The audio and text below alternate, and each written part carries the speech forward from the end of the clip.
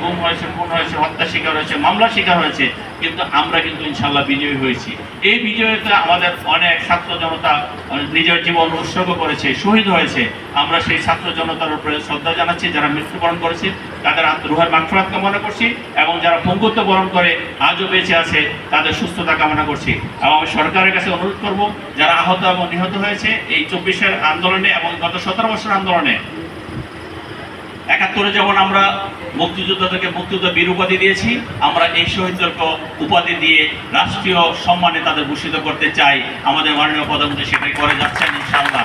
আশা করি আগামী দিনে আমরা মাননীয় প্রধানমন্ত্রীর নেতৃত্বে একটি দুর্নীতিমুক্ত বাংলাদেশ গড়ে বাংলাদেশের মানুষকে একটি নতুন বাংলাদেশ স্বপ্ন দেখার যে নতুন বাংলাদেশ যে স্বপ্ন দেখাচ্ছে সেই বাংলাদেশ বাস্তবায়ন করবো ইনশাআল্লাহ।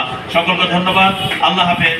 বাংলাদেশ জিন্দাবাদ, জাতীয় দল জিন্দাবাদ, শহীদ রাষ্ট্রপতি জিয়া রহমান অমর হোক, দেশ এবং খালেদা জিয়া অমর হোক, আমাদের নেতা জনাব তারেক রহমান জিন্দাবাদ। আসসালামু আলাইকুম ওয়া রাহমাতুল্লাহি ওয়া বারাকাতুহু।